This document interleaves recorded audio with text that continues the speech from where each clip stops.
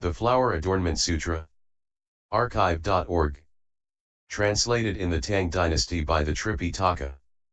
Master Shramana Shikshananda of Khotan. A translation of the Avatamsaka-Sutra by Thomas Cleary, Boston and London, 1993. Note: Thomas Cleary is not a Buddhist monk. Book 25, H. 10 Dedications. Continued, H. Great enlightening beings provide sentient beings with everything they need, in order to cause the Buddha teaching to continue unbroken. With great compassion they save all sentient beings. Abiding stably in great benevolence, they cultivate the practices of enlightening beings. They never violate the teachings of the Buddha. With skill in means, they practice whatever is good, not letting the lineage of Buddhas die out. They give whatever is required, without being troubled. They give all with never a regret, being always earnestly dedicated to the path of universal knowledge. At such times, the various forms and species of living creatures from the lands of the 10 directions, various fields of blessings, all come and gather around the enlightening beings, making various requests of them. The enlightening beings, seeing them, receive them all, their hearts becoming joyful, like seeing good friends. With great compassion and mercy they want to satisfy their wishes. Their generosity increases unceasingly, and without weariness, they fulfill their requests, satisfying them according to their needs, freeing them from the miseries of destitution. Then the seekers are very happy and spread the voice of praise of the virtue of the enlightening beings, so that their good repute becomes widespread and everyone comes to them. The joy of the enlightening beings upon seeing them has no measure, even if one experienced the pleasures of Indra, king of gods, for 1 quadrillion eons, experienced the pleasures of the Suyama heaven for countless khans, experienced the pleasures of the Tushita heaven for immeasurable eons, experienced the pleasures of the heaven of good emanations for boundless khans, experienced the pleasures of the heaven of free enjoyment of others' emanations for incomparable eons, experienced the pleasures of the Brahma kings for uncountable eons, experienced the 3,000 royal pleasures of world monarchs for unaccountable eons, experienced the pleasures of the heaven of universal purity for unthinkable eons, and experienced the pleasures of the heaven of pure abodes for unspeakably many eons. None of it could equal the joy and delight of great enlightening beings upon seeing the needy come to them. They are happy and ebullient, their faith grows, their aspiration is pure, their faculties are harmoniously tuned, their resolution is fully developed, and they progress toward complete enlightenment. The great enlightening beings dedicate these roots of goodness to the welfare of all sentient beings, to the peace and happiness of all sentient beings, to the true benefit of all sentient beings, to the purification of all sentient beings, to induce all sentient beings to seek enlightenment, to cause all sentient beings to attain equality, to cause all sentient beings to attain intelligent, benevolent minds, to cause all sentient beings to enter the great vehicle, to cause all sentient beings to attain wisdom, and to cause all sentient beings to fulfill the practical undertakings of the universally good enlightening being, fulfill the vehicle of the 10 powers, and actually realize true awakening. When great enlightening beings dedicate roots of goodness this way, they are liberated in word, thought, and deed. They have no attachments or bonds, no concept of sentient beings, no concept of a life, no concept of a personality, no concept of a person, no concept of a youth, no concept of one born, no concept of an agent, no concept of a receiver, no concept of existence, no concept of non-existence, no concept of present life or afterlife, no concept of dying here and being born there, no concept of permanence, no concept of impermanence, no concept of the 3 realms of existence, no concept of the non-existence of the 3 realms. They are not perceiving, nor are they not perceiving. Thus, they are not practicing dedication bound, not practicing dedication liberated from bonds, not practicing dedication by action, not practicing dedication by the results of action, not practicing dedication with discrimination, not practicing dedication indiscriminately, not practicing dedication thinking, not practicing dedication after thought, not practicing dedication with mind, not practicing dedication mindlessly. When great enlightening beings practice dedication in this way, they do not cling to inside or outside, subject or object, cause or effect, right or wrong, thought or non-thought, from the birth of form, the passing away of form, or to sensation, perception, patterning, or consciousness, or to the birth or passing away of sensation, perception, patterning, or consciousness. If great enlightening beings are able to not be bound by these things, then they are not bound by form or by the birth or passing away of form, they are not bound by sensation, perception, patterning, or consciousness, or by the birth or passing away of sensation, perception, patterning, or consciousness. If they are able to not be bound by these things, then they also are not released from these things. Why? Because there does not exist the slightest thing being born, already born, or to be born, there is nothing that can be apprehended. Nothing that can be clung to. All things are inherently like this, they have no intrinsic nature of their own, they are intrinsically incompatible with any characterization, neither one nor two, not many and not infinite, not small or large, not narrow or broad, not deep or shallow, not nullity and not concepts, not so and not so, not truth and not truth, not substantial and not insubstantial, not existent and not non-existent.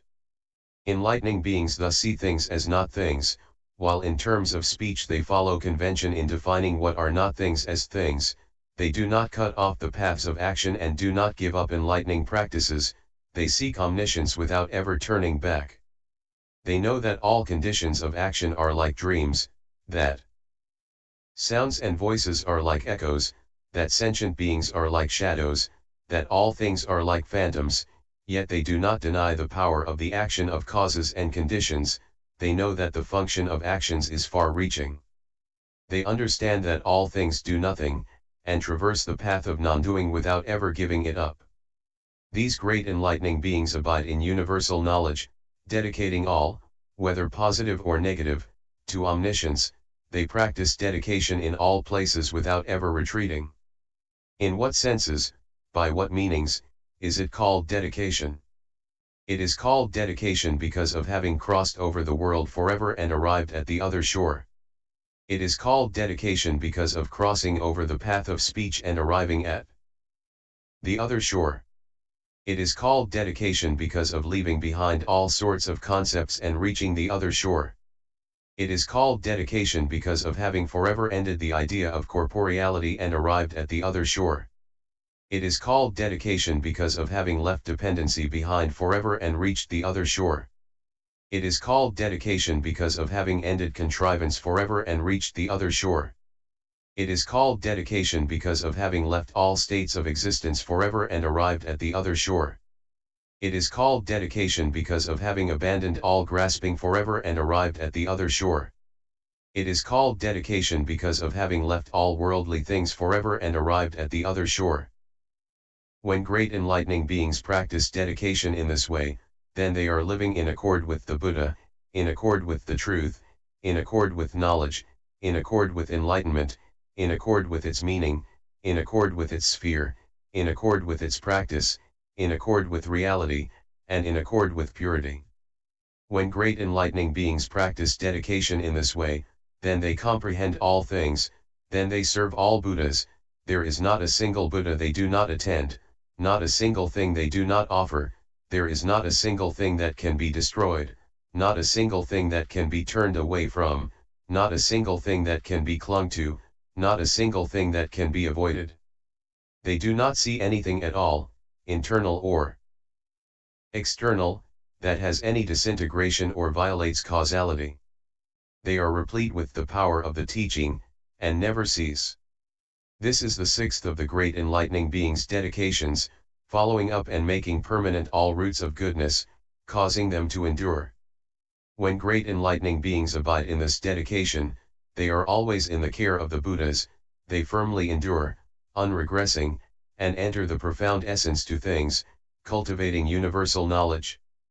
They accord with the meaning to the teaching, accord with the nature to things, accord with all enduring roots to goodness, accord with all completely fulfilled great vows, and fully embody the truth which accords with perdurance, which cannot be broken by even the adamant. In the midst of all things they attain independence. Then the enlightening being Diamond Banner, surveying the 10 directions, looking over the assembled masses, and viewing the cosmos, entered into the most profound meaning to verbal expression, cultivated an immeasurably broad mind, covered the whole world with the mind of great compassion, developed the mind of the family to Buddhas to past, future, and present, entered into the virtues of all Buddhas, perfected the body of independent powers to the Buddhas, observed the mental inclinations to sentient beings, and, according to their roots to goodness that could be developed and matured, manifested physical bodies to them based on the body to the essence to things. Imbued with spiritual power from the Buddha, he said in verse. Enlightening beings appear physically as monarchs in the highest worldly ranks, their virtues and glory surpassing all, providing benefit for all living creatures. Their minds are pure, without attachment, they are masters to the world, respected by all. They promulgate true teaching to educate people, and cause sentient beings everywhere to attain peace. Manifesting birth among the noble, rising to monarchy. They always carry on the teaching according to the truth. Benevolent by nature, free from cruelty, all in the 10 directions look up to them and obey them. Their knowledge and discernment always clear. Their capacities are fully complete.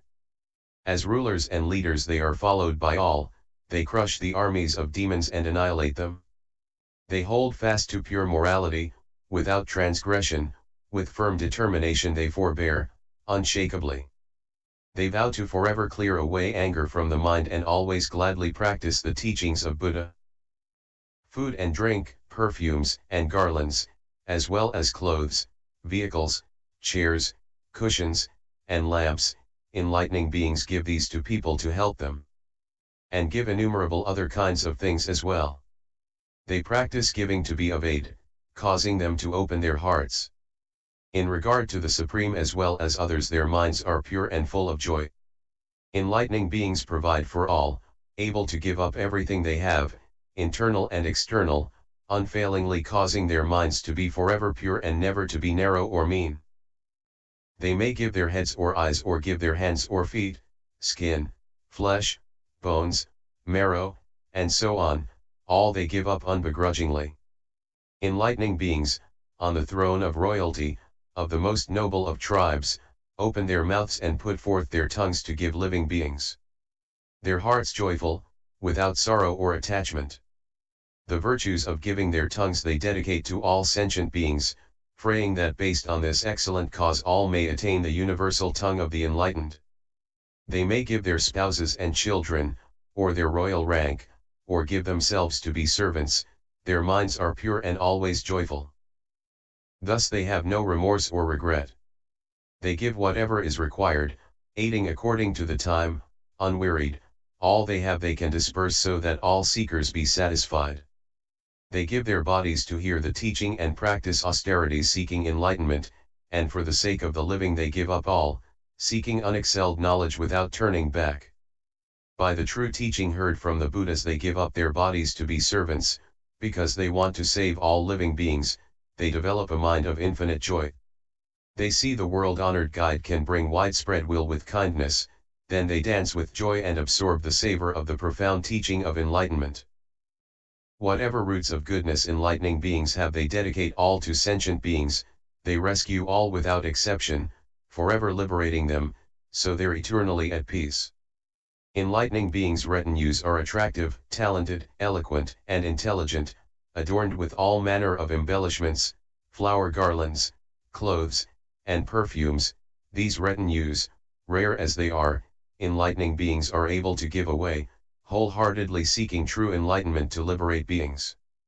Never for a moment giving up this determination. Enlightening beings thus think clearly and fully carry out various great works. Dedicating all to conscious beings without developing a grasping mind. Enlightening beings give up their royal ranks as well as their land and cities, palaces, bowers, gardens, and groves. Servants and attendants, all ungrudgingly. Over countless millions of eons they travel everywhere giving, whereby they teach and lead living beings, causing them to ascend to the unexcelled shore. Countless species, each different, come and gather from all worlds, seeing them, enlightening beings are joyful and satisfy them according to need. Like the dedication to the Buddhist to all times enlightening beings perform similar works, the course of the human taming lords they emulate to reach the other shore. Enlightening beings examine all things, who can comprehend these things? What is comprehension, what is comprehended? Thus their giving dwells nowhere. The adaptive knowledge of enlightening beings' dedication. The expedient methods of enlightening beings' dedication, the true meaning of enlightening beings' dedication, they have no attachment to those things. Their minds do not conceptualize actions arbitrarily.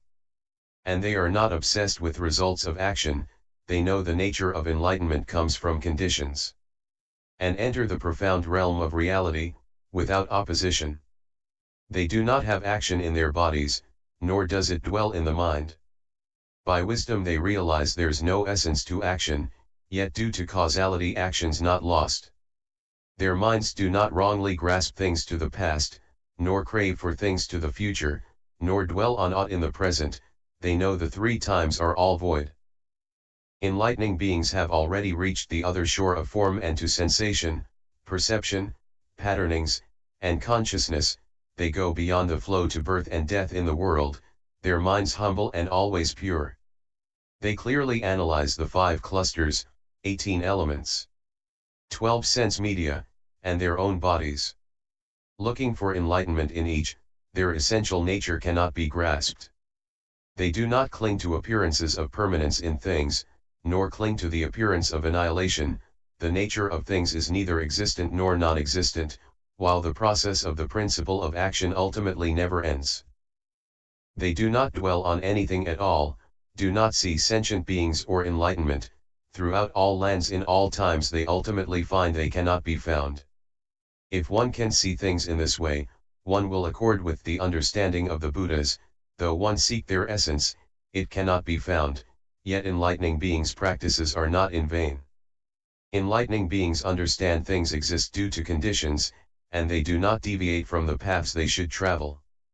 They clarify and explain the marks of all actions, wanting to purify all sentient beings. This is the path traversed by the wise, taught by all the enlightened ones, following it reflectively, entering the true meaning, one will naturally awaken and become enlightened. Phenomena have no birth or extinction, and they have no coming or going, not dying here and reborn there. Such people understand the Buddha teachings, comprehending the true nature of things, yet not conceptualizing the nature of things, knowing things have no essence and no discrimination. Such people can enter the Buddha's knowledge. The nature of things is in all places, all sentient beings and all lands, in all times, past, present, and future, yet has no apprehensible form. That which the Buddhas all realize is all inclusive, omitting naught. Though they explain all things in all times, all these things are not existent. As the nature of things pervades everywhere, so does the dedication of enlightening beings, thus dedicated to sentient beings. They never retreat from the world. What is great enlightening beings' dedication equally adapting and according to all sentient beings?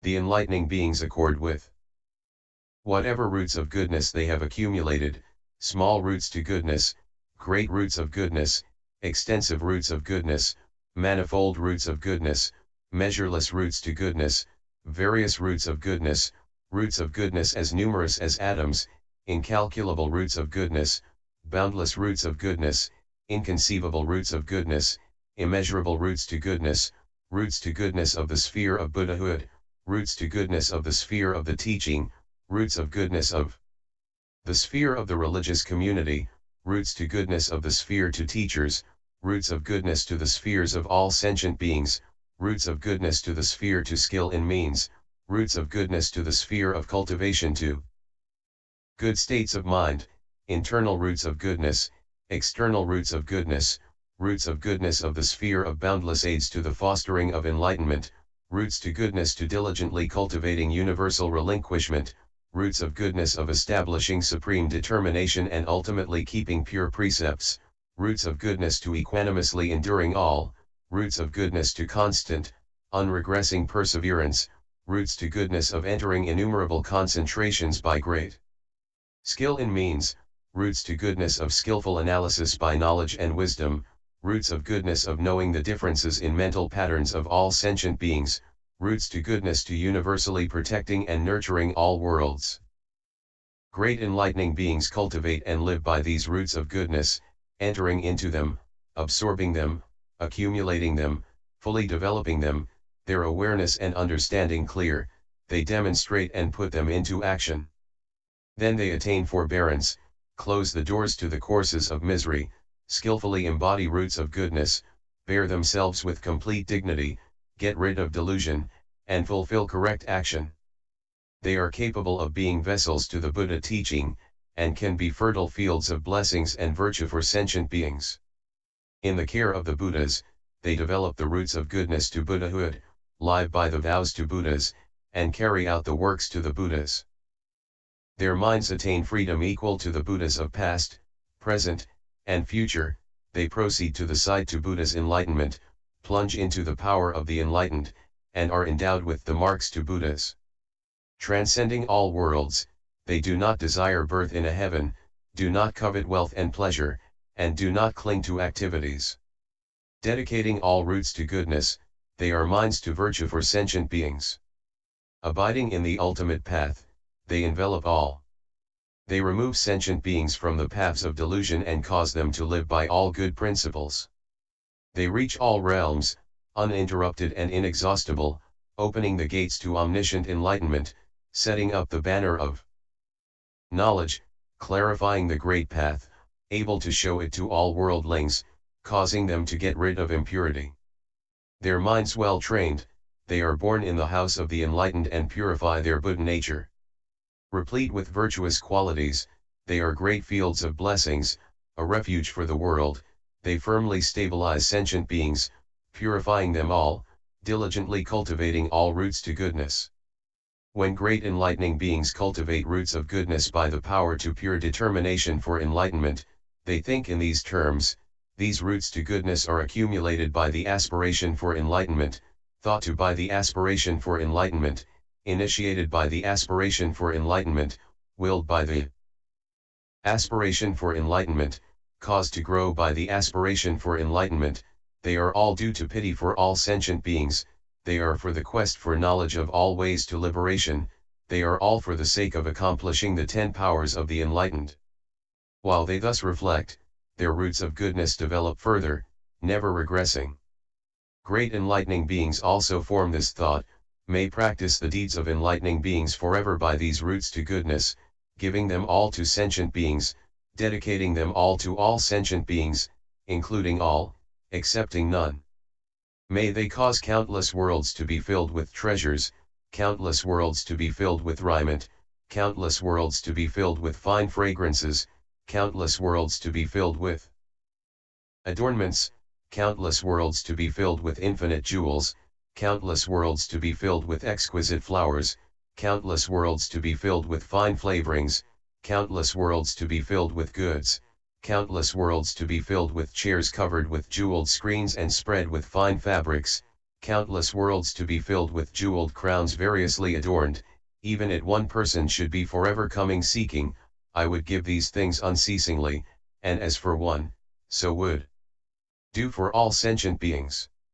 When great enlightening beings give in this way, they have no mind to falsehood or artifice, no mind of seeking or expectation, no desire for name and tame, no regret, no irritating afflictions in their minds, they only develop a mind solely intent on the path of universal knowledge, a mind to give away everything, a mind to pity for sentient beings, a mind to teach and perfect, a mind to cause all to abide in the mind to omniscient knowledge.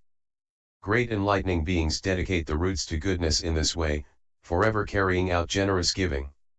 Great enlightening beings also form this thought: for the sake to even one sentient being I would like to cause countless worlds to be filled with prize tame elephants, with gold banners, covered with gold mesh, adorned with all kinds to jewels, to use as gifts. I would cause countless worlds to be filled with prize horses, adorned with all kinds of precious ornaments, to use as gifts. I would cause countless worlds to be filled with female musicians capable to playing all sorts to beautiful music, to use for giving. I would cause countless worlds to be filled with my own body, arousing the will for enlightenment, to use for giving. I would cause countless worlds to be filled with my own head, developing a non-indulgent mind, to use for giving. I would cause countless worlds to be filled with my own eyes, to use for giving. Would cause countless worlds to be filled with my body's blood, flesh, bones and marrow, without feeling any attachment, to use for giving. I would cause countless worlds to be filled with the rank of sovereign, to use for giving. I would cause countless worlds to be filled with servants, to use for giving. Great enlightening beings give various such things to one sentient being, abiding in a magnanimous, totally generous state of mind, and as to one, so do they give to all sentient beings in the whole realm of sentient beings. Great enlightening beings perform the acts of enlightening beings throughout the future in one world, giving such things to one and all, satisfying everyone, and as they do in one world, so also do they do in all worlds in space throughout the cosmos. They cover all with great compassion, unremittingly, extending sympathy and mercy to all, providing them with what they need. They do not let conditions stop their practice of giving, and never grow weary to it, even for a moment. Continued.